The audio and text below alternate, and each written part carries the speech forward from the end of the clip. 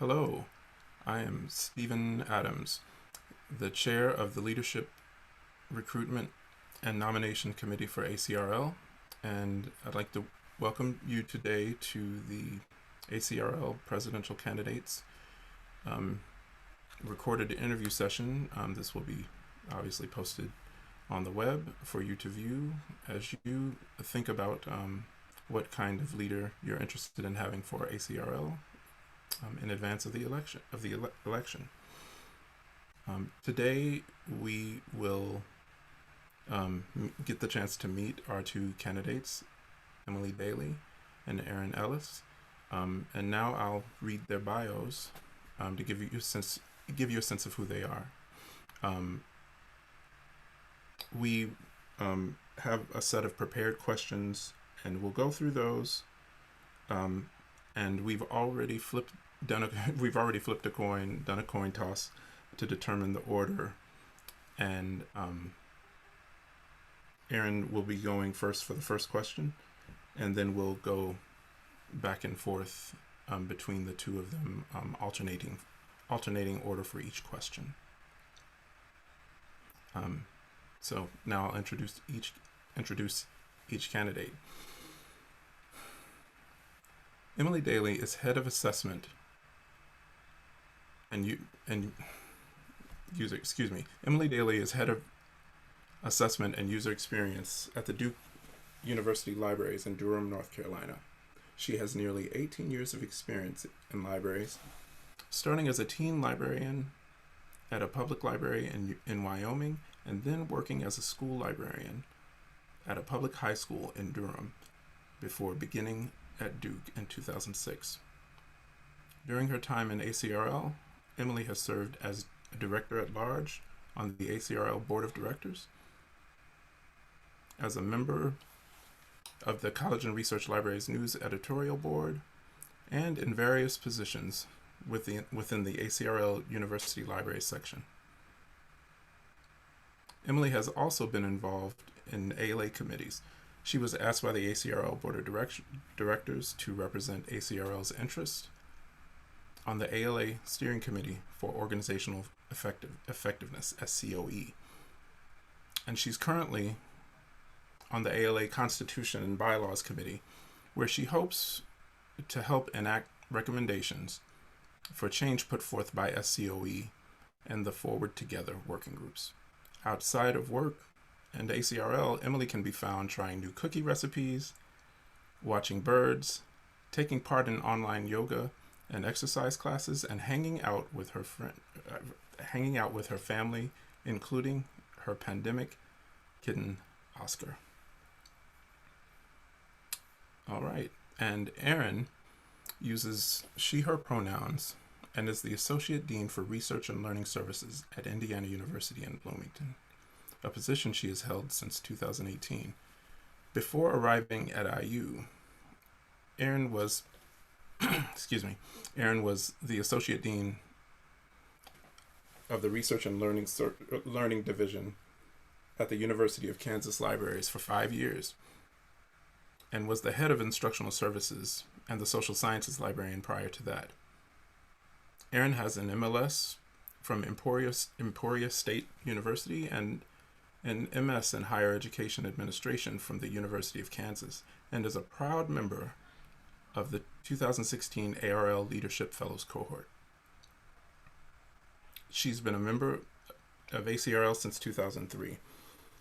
Initially active in the instruction session, Erin went on to chair and vice chair several division-level committees, including the Publications Coordinating Committee, the Appointments Committee, the 2016 Acrl President's Program Planning Committee, and the Information Literacy Coordinating Committee, now known as the Student Learning and Information Literacy Committee.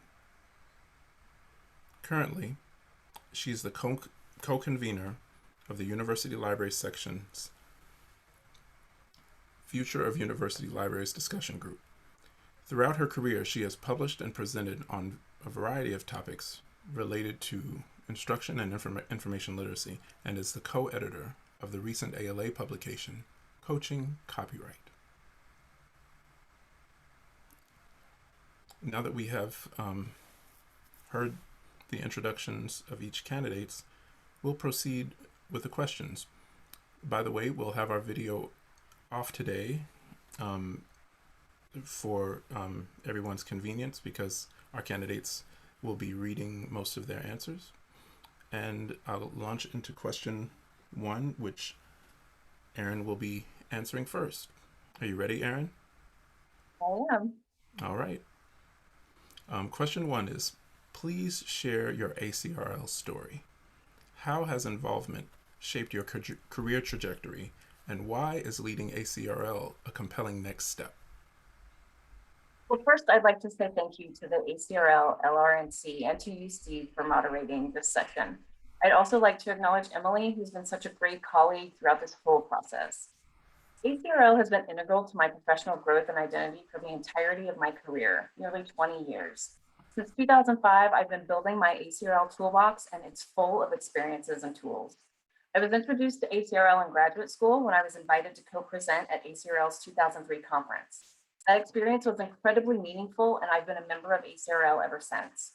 Like many people, I got to know Acrl through programs, publications, and committee service, and I've relied on Acrl's advocacy and resources throughout my career. My first Acrl committee appointment was as an intern in the instruction section in 2005, and later IS provided me with my first Acrl leadership responsibilities as co-chair of the membership committee and the awards committee. I was an active member leader in IS for 8 years, and those early experiences gave me the opportunity to hear from section membership, their triumphs and challenges, as well as understand some of the reasons why people renew or drop their Acrl membership. And this continues to be an interest of mine today. In 2008, I became active in Acrl division level committees, and I've provided leadership on a number of those for over 10 years. Many of those have been connected to member engagement, recognition, and retention. My division level roles and responsibilities have enhanced my understanding and enthusiasm for our association. As Vice Chair, then Chair of the Information Literacy Coordinating Committee in 2013, I facilitated the committee's transition to a Plan for Excellence Goal Area Committee, now known as the Student Learning and Information Literacy Committee. As Vice Chair, then Chair of the Publications Coordinating Committee, I gained a significant understanding of the inner workings of the publications, their operations and editorial boards. And working with 3 Acrl vice presidents in the last 6 years as chair of the appointments committee, I gained insight into the interests and concerns of members, the variety of work that occurs across Acrl, and the mechanics of a member-led association. Applying that valuable knowledge as the appointments chair in 2019, I worked with past President Karen Monroe in the early stages of incorporating self-reported demographic data into the appointments process to ensure more inclusive and more diverse committee representation. As a member, chair, participant, or contributor, I have collected skills and tools that have helped me develop my leadership and librarian expertise. With a broad and deep series of experiences in Acrl, I've practiced and improved my communication and organization skills and learned valuable group management strategies. My Acrl toolbox has positioned me to excel as a librarian and has supported my growth into leadership positions. Acrl has helped me talk confidently about what I do and has expanded my understanding of academic libraries. My Acrl experiences have deepened my acquaintance with member issues and the numerous ways Acrl connects members, advocates for and advances the work of academic libraries, and raises awareness of our contributions and value. Acrl's current challenges mirror many of our own organizations: financial uncertainty and reduced budgets, questions of relevance and value, and more presently, the pandemic and issues of equity and division in our communities. So after learning that I've been nominated to run for Vice President, President-elect, in an association that has given me so much, I thought perhaps that this is a place where I could give back and make a difference to the association that, even in times of great challenge, continues to connect and advocate for academic library workers and the profession. It's an opportunity to give back in a small but important way what I have learned and benefited from. The deep and wide experience I've had in Acrl and in my career have been mutually beneficial, and I'm eager and excited to apply my leadership experiences for the continued growth and advancement of Acrl, particularly at this pivotal moment in its history. I have the right combination of leadership qualities and experience to lead our association, both as a librarian and as a long-standing member leader. I possess deep experience with organizational change, strategic prioritization, and action planning. I've never shied away from a challenge or change, and those seem to be perpetually on our horizon. I've developed strategies to guide others through such circumstances and create ways for people to flourish. I listen and I enable opportunities for success, and I take proactive steps to get ahead of problems. I'm deeply committed to the work of academic libraries and have tremendous pride in the many roles we play at our institutions. I love what I do, and I love talking about what academic librarians do, which I think are fundamental assets for any ACRL president-elect. Thank you, Erin. Emily, please share your answer to question 1. Great, thank you, Steve. Erin, I'll echo your sentiments and express my gratitude to you as an excellent co-candidate throughout this process, and also to Steve and the Leadership, Recruitment, and Nominations Committee for this opportunity. I started my time in ALA as a graduate student member, and after hearing former ALA President Maureen Sullivan's remarks at an ALA Emerging Leaders session in 2010, I knew that I wanted to be part of the vibrant professional association she described. She helped me understand the value and power of a well-organized professional association in a way that had not been clear to me when I dutifully joined ALA. After the Emerging Leaders program ended, I looked for ways to contribute to ACRL and became particularly involved in the University Library section, or ULS. I connected with a colleague who was forming the Technology and University Libraries Committee. I remember thinking then how amazing it was that not only could I join an existing committee, but I could also be part of a brand new one, chartered because librarians saw a need and felt motivated to fill a gap. I was a member and then co-chair of the newly formed Technology and University Libraries Committee. I joined ULS Exec as a member at large, where I dove into the other duties as assigned nature of the role. For instance, I developed online professional development opportunities for other ULS and ACRL members, work that seemed cutting edge at the time. It's gratifying to see some of the programs I helped start many years ago still going strong today, adapted to meet current ULS and other ACRL members' needs.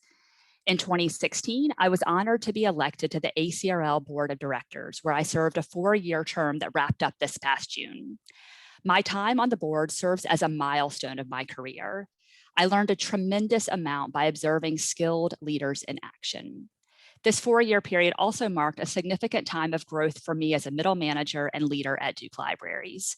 So much of what I do at Duke to lead staff, manage projects, develop strategy, even plan effective meetings stems from what I learned during my time on the ACRL board. A particularly influential experience was my participation on the Steering Committee on Organizational Effectiveness, also known as SCOE or Forward Together, charged to review ALA's governance structure and propose changes to vitalize its success. I spent considerable time on SCOE unpacking the way ACRL works so that I could explain to fellow committee members why, for instance, we have so many sections or committees and so many mechanisms for member engagement. My time on SCOE helped me not only learn more about ALA, but also gain a deeper understanding and appreciation for the things that make ACRL a strong, organized division. As SCOE developed models for optimizing ALA governance, I was proud to draw on the many programs and systems that help ACRL members feel connected to and empowered by this association. A common thread through all of this is that in my mind, this work is mutually beneficial. I see it as my responsibility to collaborate with others to advance our profession, but it's certainly not one-sided. I consistently gain so much through my service to ACRL. I have had opportunities to present on my work at Duke and to collaborate on panels with colleagues I would have never met otherwise. Some of my richest professional conversations started at ACRL conferences. My approach to management and leadership is heavily influenced by the time I've spent among outstanding ACRL leaders, members, and staff. During my time on the ACRL board, I watched as members reached the end of their terms and expressed relief to be winding down. At the end of my 4 years, I didn't experience the same relief. So while I admit I was a bit surprised to be nominated for this role, I was also grateful for the opportunity to continue to serve and especially to be part of ACRL's response to the innumerable changes ahead of us, from a new ALA headquarters to the potential changes to ALA's constitution and bylaws and operating agreement to new ways of doing things in response to the pandemic and financial constraints. These changes can be dizzying, but I feel well positioned to stand alongside incredibly talented staff and members and lead ACRL through these shifts in a manner that is constructive, responsible, equitable, and that ensures a vibrant, relevant association for decades to come.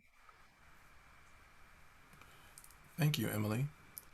We'll now move to question 2, and Emily, since you're warmed up, go ahead and answer question 2. I'll ask it now.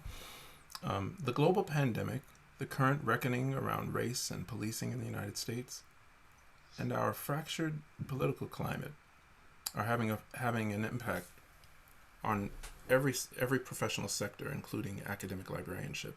What strategies would you employ to guide Acrl through this period and prepare members to make an impact in an uncertain future? Thanks, Steve. My work at Duke and in Acrl have prepared me well to guide this association through challenging times. My recent years on the Acrl board and on the Steering Committee on Organizational Effectiveness, or SCOE, have given me context and experience to hit the ground running as president-elect and empower members to make an impact. My work as head of assessment and user experience at Duke has trained me to listen to user stories, question the status quo, and think critically about how we might do things better and more equitably. I've learned that in order to affect meaningful change for library staff, library users, and association members, we must be persistent and resourceful and creative and patient.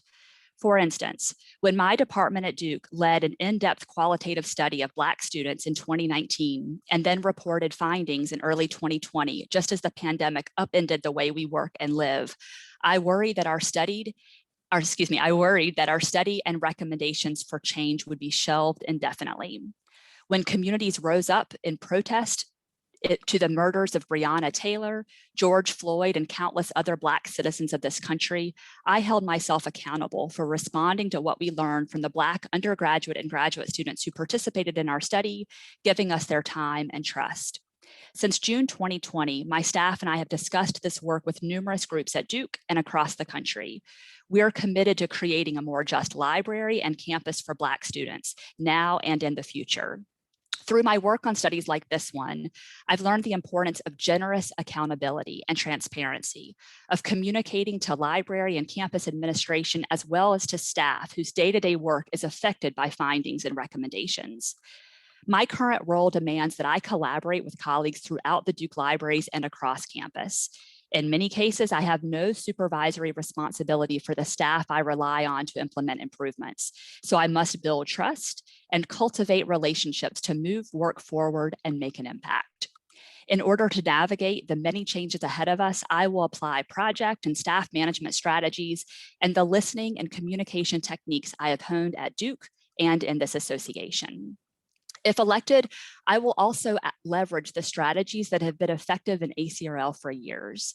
As I noted earlier, through my work on ALA committees, I have realized just how fortunate we are to have robust structures and knowledgeable, resourceful staff so members can devote attention to critical professional issues when a need arises.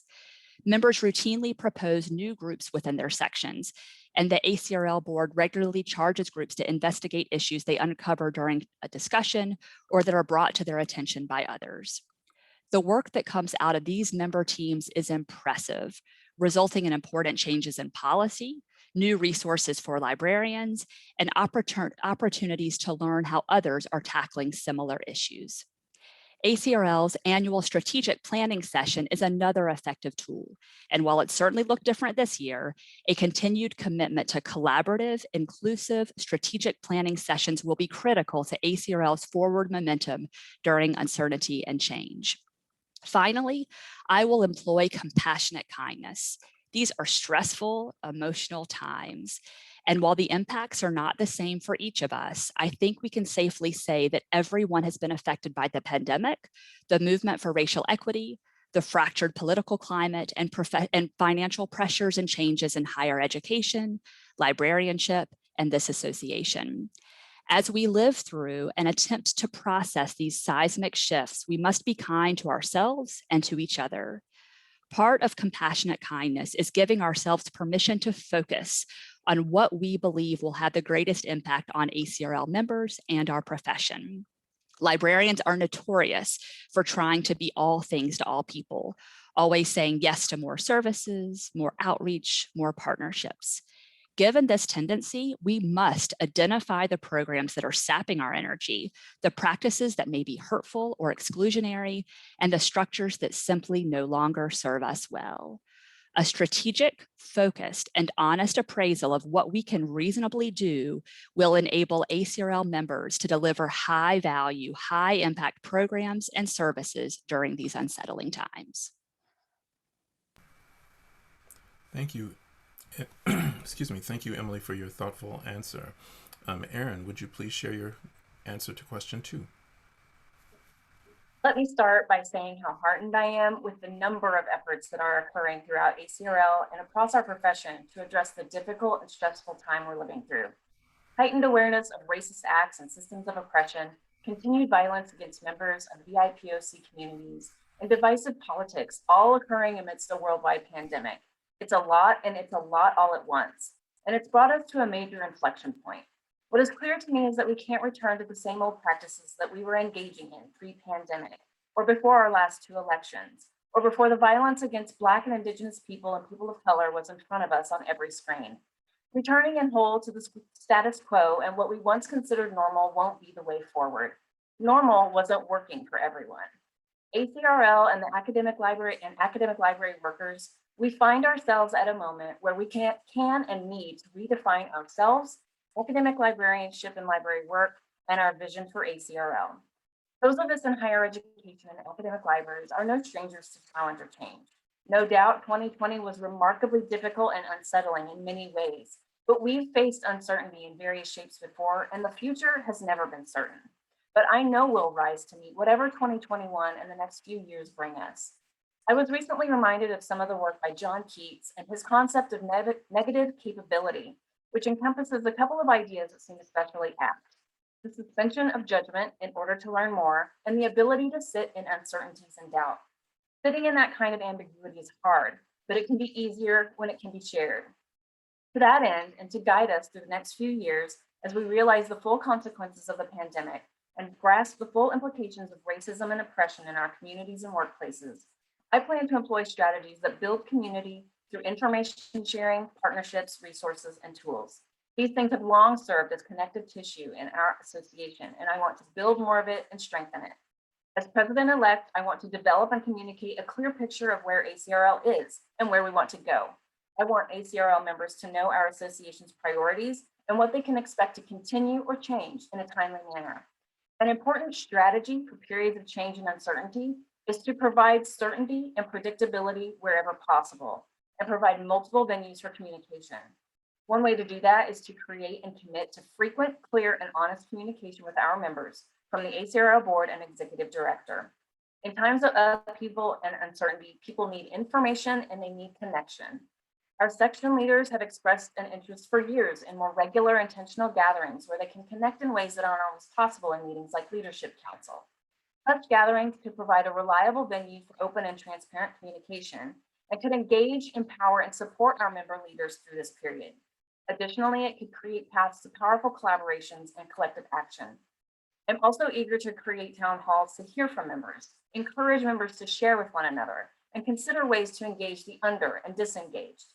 This strategy, too, will provide essential resources and tools to members, but will also be a venue to communicate ACRL priorities and actions, where we can amplify ACRL and member success, acknowledge and reconcile where we fall short, and where we can receive and respond to constructive feedback. This is how ACRL will continue to be proactive and responsive, and can affirm its understanding of evolving member needs. As a senior library administrator for the last 8 years, I've learned to solicit meaningful feedback by asking a lot of good questions. And I've learned to build trust by responding and acting on feedback. This type of connection and communication will best enable ACRL to define its future and its value. Connecting and leveraging capacities with partners across ALA too will advance our shared goals and create community, resources, and tools that prepare the whole profession. And we must strategically sustain our investment in the essential and innovative programs and services that ACRL is known for. With contributions from our members and support from ACRL staff, ACRL provides critical programs for career development and continuing education. To prepare for a future where we're all positioned to thrive, library workers will need resources and tools in areas of change management, scenario planning, aligning priorities and values, mental health, critical librarianship, and the work of anti-racism and liberating actions. ACRL programs and resources have always been responsive to the needs of the profession, and academic library workers have grown to rely on these publications, workshops, and tools. These resources will continue to support the profession as we prepare, respond, and engage with these challenging issues. Thank you so much, Erin. We'll now move to question 3, and Erin, you can continue your momentum and answer this question. I'll read it now. In meetings with top-level higher ed administrators or accrediting agency leaders, how do you represent the value of academic and research libraries in 21st century higher education? What might you say about the current roles played or functions served by libraries in faculty research, teaching, and student learning? Erin? I have been and am a member of university committees for senior administrators and have participated in a number of campus leadership councils to represent the library's value, contributions, and expertise. I've worked with accrediting agency leaders and was a member of the Higher Learning Commission reaccreditation team at the University of Kansas. I've also worked closely with higher education consultants during university planning and reorganization initiatives. As an associate dean, I'm regularly positioned to share numerous stories about the wide variety of expertise we possess in academic libraries and the ways we advocate, lead, and innovate across research and learning activities. I could spend a lot of time talking about the valuable and critical roles we play on our campuses, but I will focus just on a few. As a means to identify and create solutions that minimize and remove barriers to information access and participation, librarians have been deeply engaged with issues of access, equity, and affordability, and the impact this has across our campuses, from big deals to textbooks. Academic librarians are actively working to combat these issues in several ways, through open education resources, textbooks initiatives and partnerships, negotiations for better agreements with publishers, providing resources to offset and eliminate author publication charges, increasing access to research through open access initiatives and research and data repositories, and producing and hosting scholarly journals. We are deeply familiar with this landscape and have incredible insight and expertise to contribute as the scholarly communication environment continues to evolve and issues of affordability continue to interfere with faculty research productivity and student learning. Another area we have deep experience and expertise in is in information literacy and adjacent media, visual, and data literacies. We are essential partners to students and to instructors who are engaging with students about information, facts, sources, and credibility.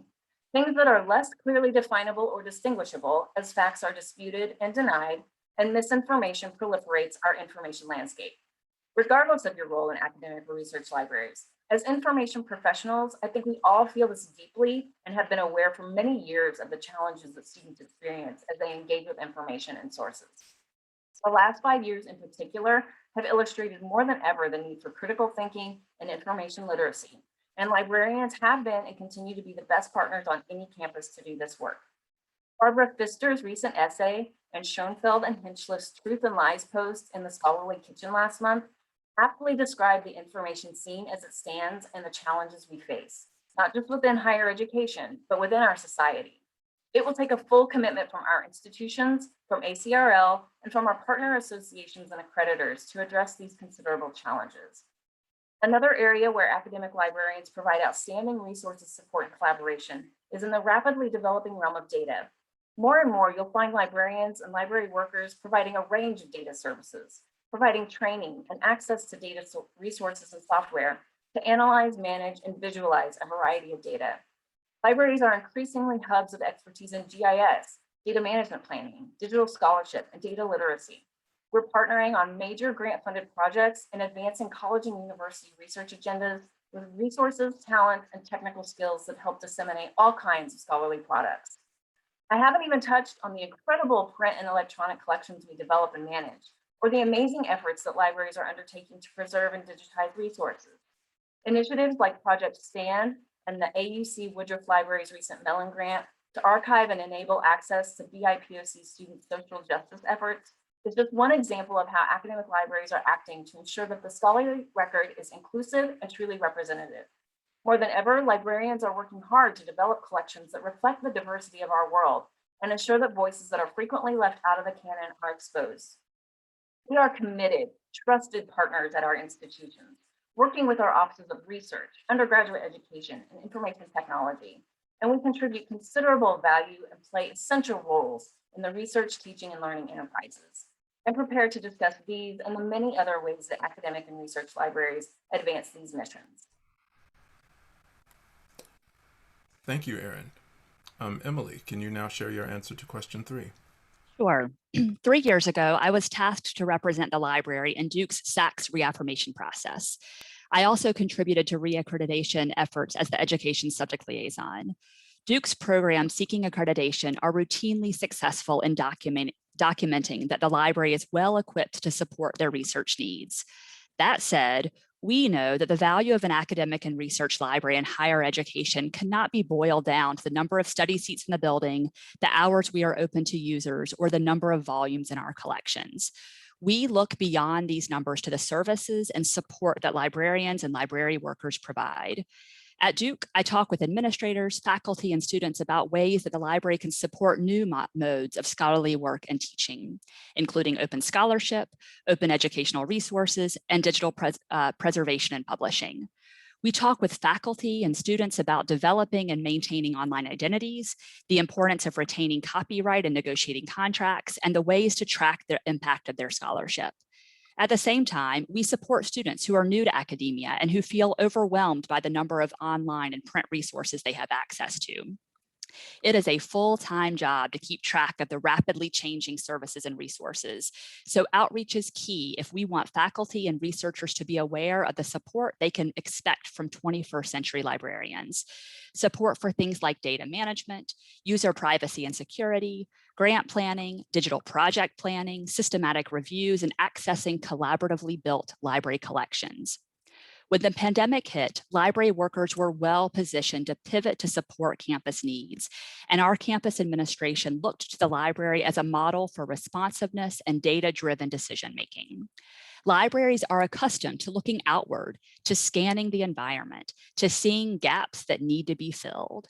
In 2020, that meant providing socially distanced study seats in the library and reservable equipment that wasn't readily available anywhere else. It meant devoting significant resources to scanning library materials for online courses, and so that faculty and student research could continue. Beyond providing space, equipment, materials, which for many are standard library fare just made available in new ways, we have also continued to serve as thought partners during this unconventional year. We consult with faculty and instructors who have never taught online courses or who want to make their course materials more diverse and inclusive in response to the social movement for racial justice. When Duke's campus administration asked all schools and programs to develop plans to advance anti-racism and support racial equity, our library was ready with a racial justice roadmap of strategies and actions that align with and bolster the work that must happen at the university level if we have any hope for lasting structural change. I think this is exemplary of the value of academic and research libraries in 21st century higher education. Library workers are forward-thinking and excellent at connecting what we are doing in libraries to the needs we see emerging on campus and in higher education. We know we must be nimble and willing to experiment. We dabble in a variety of techniques and methods and subject areas and share what we learn along the way. Additionally, librarians and library workers are gatherers and connectors by nature, so it is not uncommon for librarians to be in a meeting with campus colleagues and to know about a program or service that others are not yet aware of. Again, this is an asset. It's one we leverage naturally as we partner with campus colleagues, and it is one that should not be undersold when we discuss the value of the academic library and the critical role we play on campuses. When thinking about this question, the word visionary came to mind. I think libraries play the role of visionary, taking the long view on preserving research and the historical record, and necessarily thinking ahead to the technologies, formats, and services that researchers will need well into the future. Given the magnitude of the current challenges facing higher education, it's difficult to think of a role or inclination more critical than visionary. Thank you so much, Emily. We'll now move to question 4, and Emily will answer this one first. Equity, diversity, and inclusion are core commitments of Acrl, Yet factors such as library culture remain barriers to recruitment and retention of librarians of color. How can we develop a sustainable culture of inclusion in ACRL? And more broadly, within academic institutions and organizations, how can we create the enduring connections that make it worthwhile for librarians of color to stay in ACRL? What specific initiatives would you propose to advance ACRL's efforts in this area? And how can ACRL promote itself as a place where people of color can find opportunities where they want to participate? There's a lot going on in this question, so I will do my best to answer succinctly. I believe ACRL has effectively demonstrated that its commitment to equity, diversity, and inclusion is urgent yet sustained, not just a reaction to something perceived to be a passing trend. In response to ACRL's core commitment to equity, diversity, and inclusion, ACRL sections and other communities of practice have formed numerous EDI-focused committees and task forces. Earlier this year, the board voted to fund 50 association memberships for BIPOC library workers. These actions are evidence of a laudable start, but it is just a start because the problem we're addressing is mammoth. When I think of sister associations that are known for their commitment to equity and social justice, I often think of the Digital Library Federation, or DLF. DLF has earned their reputation as a leader in EDI and social justice by devoting time and resources to working groups, research agendas, conferences, and statements on matters that affect library workers. For instance, their refusal to post job ads without a minimum salary. DLF's willingness to take a stand on important issues has fostered their widely known and well-respected culture of inclusion for library workers of color. I believe ACRL can do this too, but it will require awareness, intentionality, and a willingness to be bold. This boldness must extend to our college and university campuses, where we must reaffirm our position as advocates for all library workers and users, especially those in marginalized communities. Efforts in our local libraries and on our campuses will necessarily support and bolster ACRL's work and vice versa.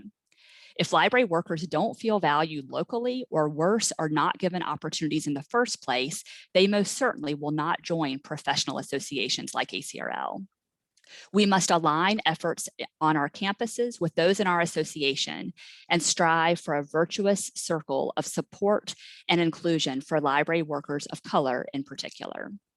Now for concrete initiatives to advance ACRL's efforts in equity, diversity, and inclusion. I will add to these three anti-racism and sense of belonging. Attending to each of these is crucial if we are to move beyond transactional to truly transformational change. First, I will collaborate with leaders of the numerous groups working in support of the core commitment to develop a shared vision and a strategy for making this vision a reality. This cannot be merely a checklist, and it absolutely cannot be performative. We must communicate with ACRL members and prospective members why we are doing this critical, transformative work, and then hold ourselves accountable for change. Relatedly, we must collectively define what success looks like and identify targets that will help us measure our progress. ALA and ACRL staff and leaders have begun to track metrics and progress in areas like diversity of membership and retention of BIPOC members, but there is more to do. For instance, what metrics and member stories will indicate that members and prospective members of color have sufficient opportunities to engage and lead in ways they find meaningful? Third, ACRL has a reputation for exceptional professional development. Do ACRL training series, workshops, and other resources meet the needs of all, or just those in the dominant majority who already benefit from considerable privilege? I will foster opportunities for members and marginalized groups to evaluate, design, lead, and engage in robust seminars and other professional programming. I will build on the important partnerships that ACRL leaders have initiated with thought leaders like the McKinsey Mack Group, who push us not only to diversify our workplaces, but also foster a truly inclusive and anti-oppressive culture. Building a culture of psychological safety and belonging in ACRL and more broadly within academia will require empathy, intentionality, and steady, sustained action. We will not be effective if we rush into fix-it mode or go it alone. We must partner with thought leaders inside and outside our profession. We must define success and develop and communicate a shared vision and strategy. We must use meaningful qualitative and quantitative metrics to inform our work and guide our progress.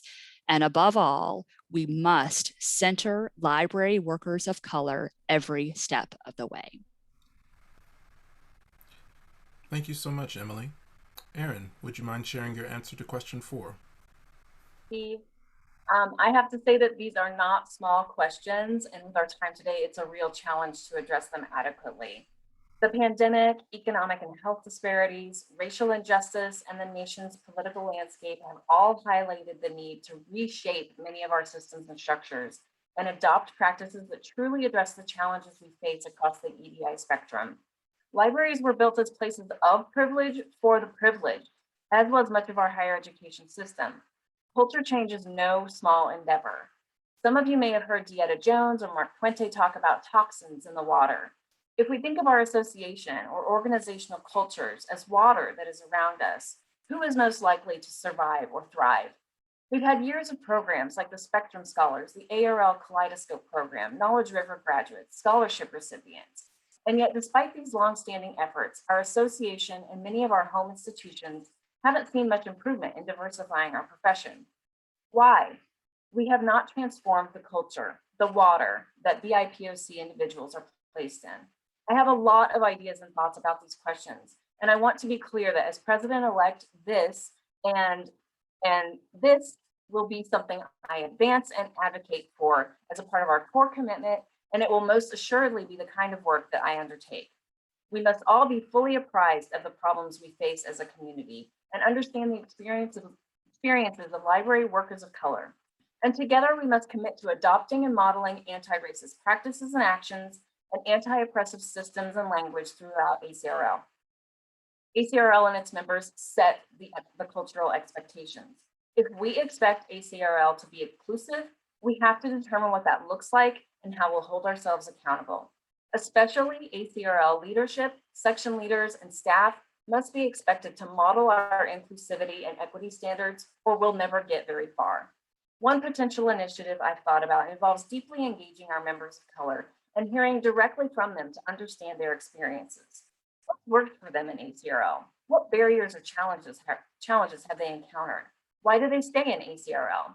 In parallel, I'd like to engage with our dropped members from underrepresented groups and ask similar questions.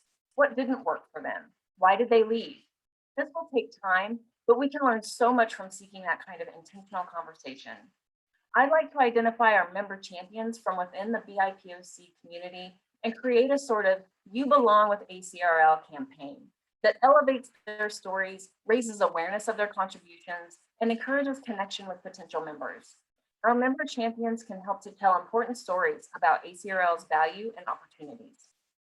I'd like to investigate possibilities for creating a kind of apprenticeship or shadowing program for underrepresented library workers to participate in executive and division level committee or board activities, something that provides an inside look at our association and its leadership structures. This will help to develop an understanding of Acrl and its varied opportunities for participation, but will also build connections. Our appointments process must also continue to evolve in every part of Acrl. In order for BIPOC members to feel connected and included, they need to see themselves in committee and board spaces. We must continue to invest in training and educational programming to provide tools and resources, chiefly targeted to our Acrl member leaders, but openly available. Again, as I know from my own experiences as a senior leader, leadership sets the tone, reinforces the culture, and ensures accountability. Every interaction matters, whether someone's a member or not. And with continued training, we can intentionally and consistently practice and model inclusivity. And if we're committed, we must invest financially in dismantling barriers and inequitable practices. We've made some important strides, like the recently announced membership funds for 50 Black, Indigenous, and people of color library workers, but considerable work remains.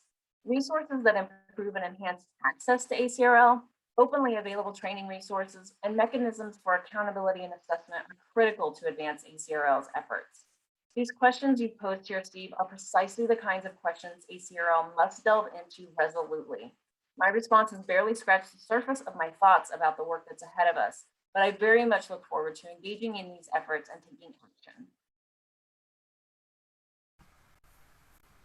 Thank you so much, Erin.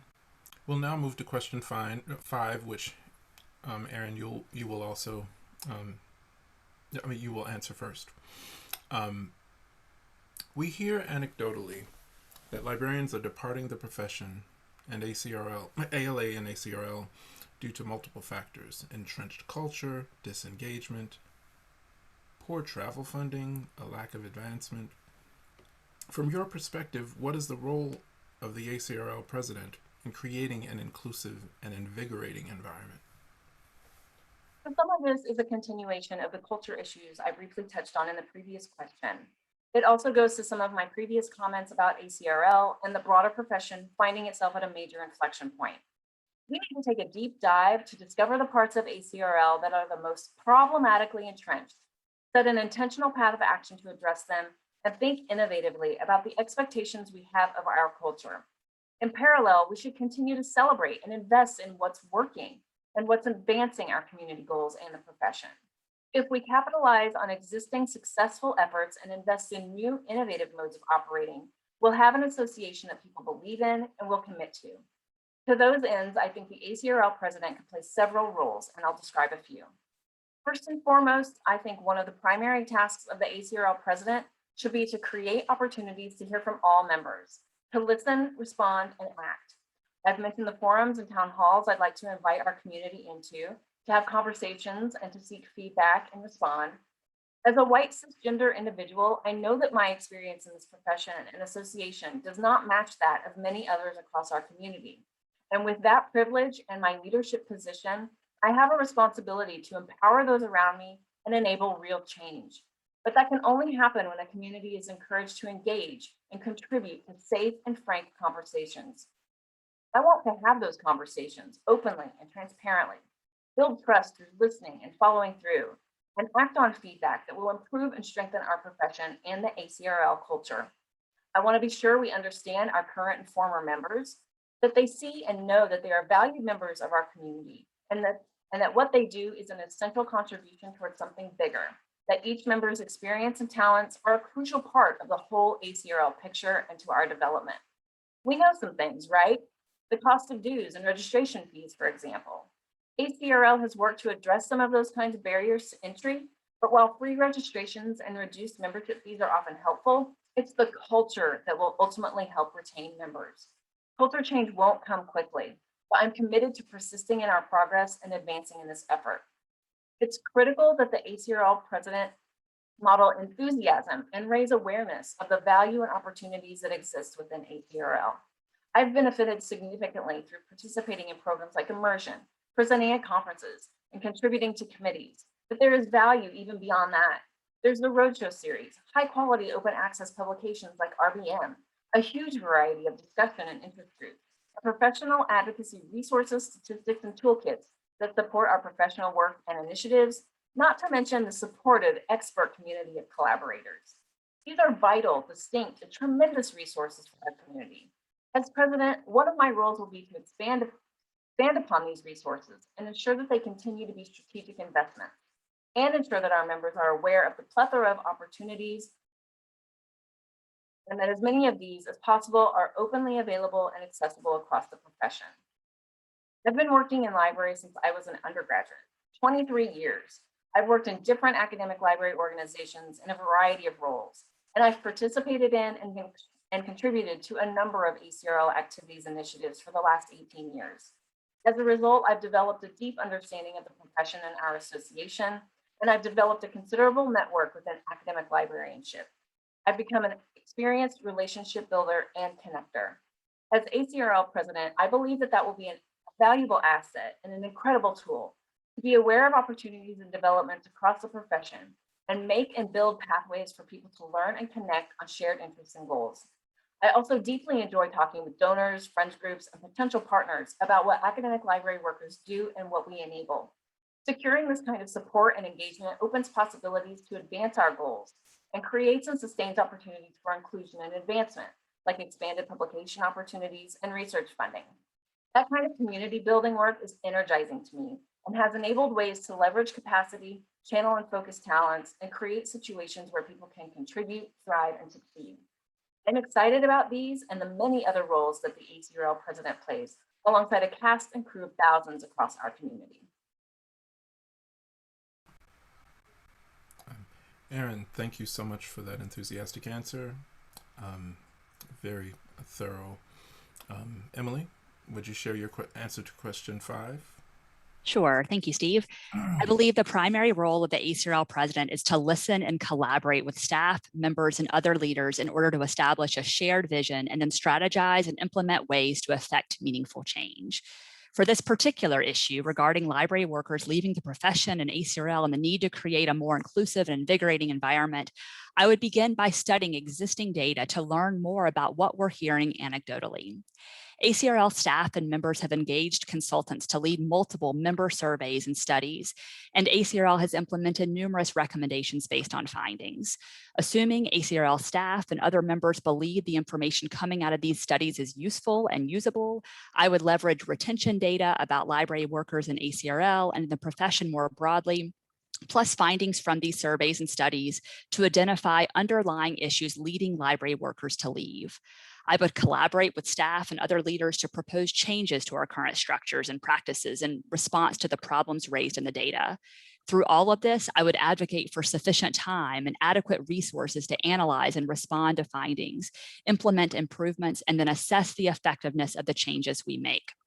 I realize this is an analytical, systematic approach to your question.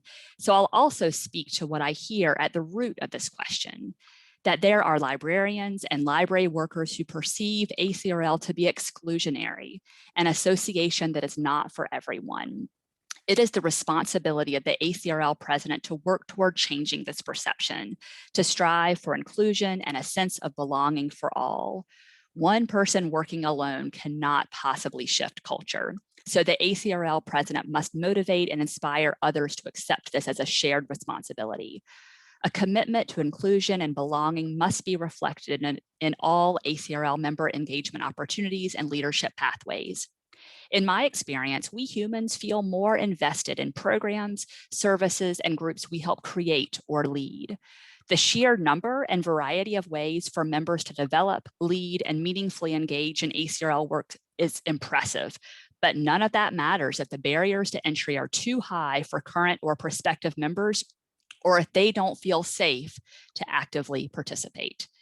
If we have data and anecdata suggesting that library workers are leaving the profession and Aecrl, if librarians and library workers see Aecrl as exclusionary, if members are not renewing due to cuts in salary and professional funding, I believe it is the role of the Aecrl president, board, and staff to question long-standing practices and ensure that any barrier we can remove, we do remove. I realize that we cannot reduce Aecrl membership fees to $0, but we can continue to communicate clearly where membership dollars go, or work with donors to extend ALA and Aecrl memberships to communities hardest hit by the pandemic and economic downturn. Past Aecrl presidents have looked closely at volunteer forms and other structures intended to give members an entry point for participating in the work of the association. What else might we do to ensure these opportunities are truly accessible to all? And if we agree that folks are more likely to feel invigorated by their work when they play a significant role in creating and leading efforts, it is critical that we resist top-down mandates and interrogate traditional structures that no longer serve us well. We must focus our efforts on ensuring that all Aecrl members and prospective members feel a sense of ownership for an association that is truly theirs. Many Aecrl members have a deep respect, a fondness for this association. And for those members, our current practices are working fine. But for those who are not served well, we must commit to asking why not. We must listen openly and actively, and we must co-create new, more equitable practices. There is nothing more invigorating and inclusive than collaborative, member-centered design. It is the Aecrl president's responsibility to seek out opportunities to listen, learn, and co-create at every turn. Thank you so much, Emily. We'll now move to question 6. What are 2 or 3 goals that you would want to accomplish by the end of your presidency? How would you take steps to accomplish them? Emily, you can continue with your answer to question 6. Great, thank you. If I'm elected, I hope to collaborate with Acrl staff, members, and other leaders to accomplish goals in 3 main areas. First, we must advance Acrl's core commitment to equity, diversity, and inclusion, and also articulate our support for social justice and anti-racist practices. One reason the Acrl board chose to call this the core commitment is that the work is essential, core to everything else we do. If we want Acrl to remain relevant to current members, welcoming and attractive to new members, financially sustainable, and a respected thought partner in higher education and the scholarly environment, we must take action and strive for a more diverse membership, equity and leadership and engagement opportunities, and an inclusive environment where all members feel they are safe and that they belong. My first step toward achieving this goal will be to work with the numerous communities of practice across Acrl and ALA that are currently thinking about equity, diversity, inclusion, social justice, and anti-racism. As I mentioned earlier, I will lead these groups in coordinating their efforts in developing a shared vision and strategies for making this vision a reality. I will work with Acrl staff and other leaders to ensure that every member is aware of the Acrl's core commitment, and more importantly, the critical role they play in affecting meaningful and lasting change.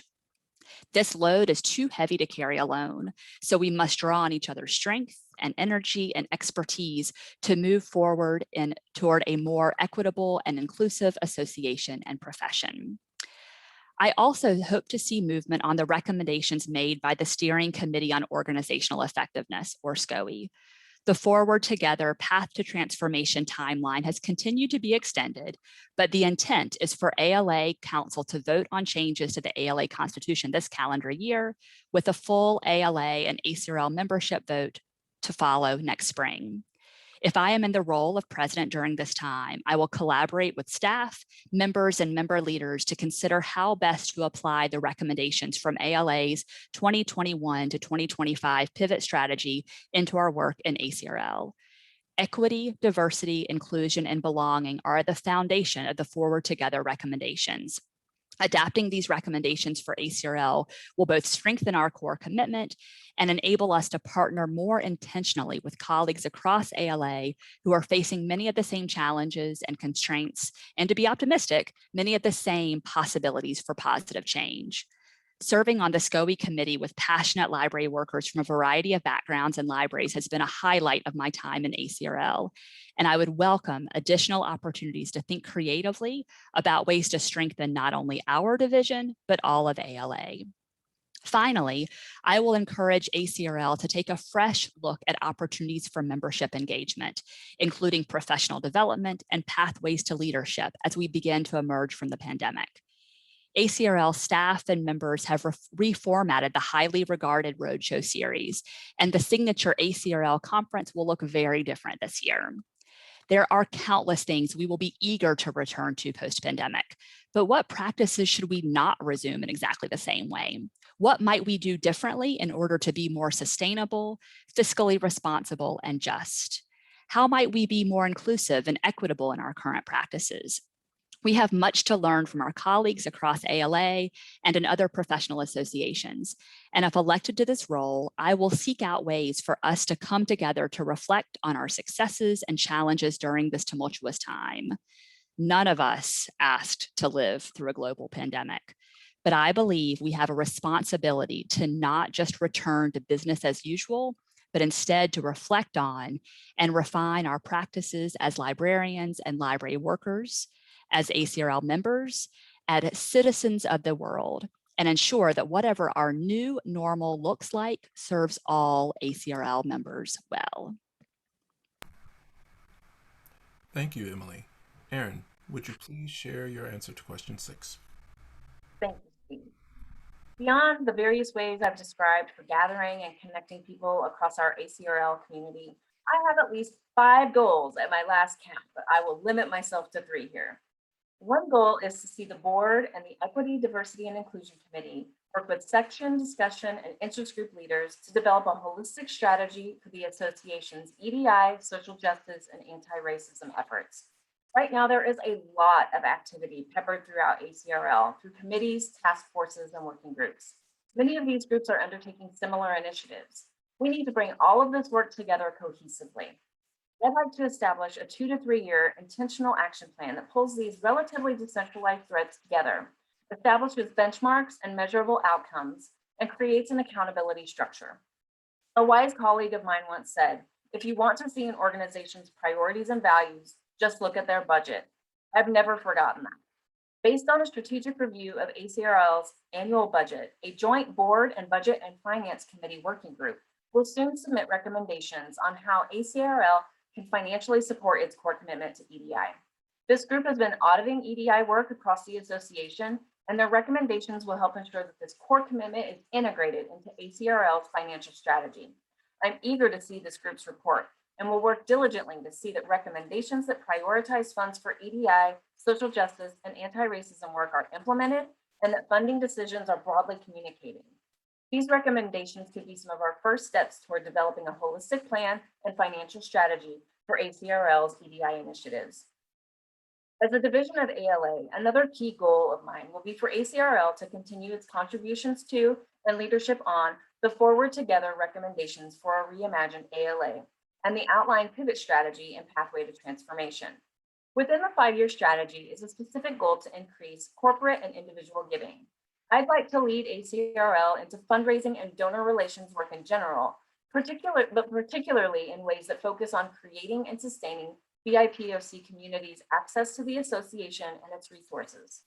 Through donors, sponsors, friends, and gifts, we can minimize barriers to membership, develop programs and opportunities that increase engagement, and elevate the stories of our BIPOC members. And we can increase the availability of research funds, scholarships, and awards that enable conditions for a wider community of voices to contribute, create value, and connect to ACRL. Also within the strategy is a specific goal to build out continuing education resources. I would like to lead ACRL in cultivating meaningful partnerships with our sibling ALA divisions and engaging with others beyond the borders of academic librarianship to explore opportunities to broaden ACRL's suite of resources, programs, and services. Our best opportunities for innovation and sustainability of ACRL's resources will come by way of collaboration across a wide range of higher education interests, which will add even more value to the member experience. And one last goal of mine is to continue to advance work toward a more open and equitable scholarly environment. Part of this includes sustaining our efforts to educate our college and university communities about the cost of scholarship, how economics play a significant role in our information systems, and how this affects access and equity. The 5-year review of the framework for information literacy was postponed this year.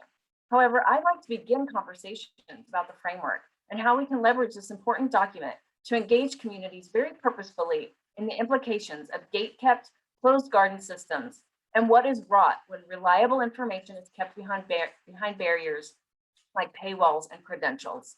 Particularly in light of increasing textbook costs, the proliferation of misinformation, and debates over what constitutes fact and truth, a revised framework could be a useful tool in advancing conversations and action in these areas.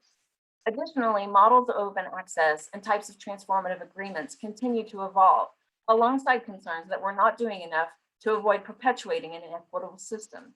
Working closely with colleagues in Spark and Ithaca S+R, I want to continue to leverage capacities and participate in understanding the implications of unbundling big deals, read, publish, and publish read agreements, and the effects that these decisions have on under-resourced institutions.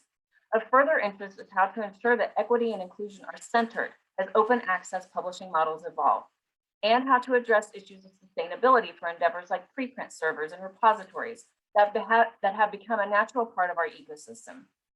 This is a rapidly shifting landscape, and I want to ensure that ACRL and our community are engaged, connected, and prepared to leverage our collective experiences and expertise.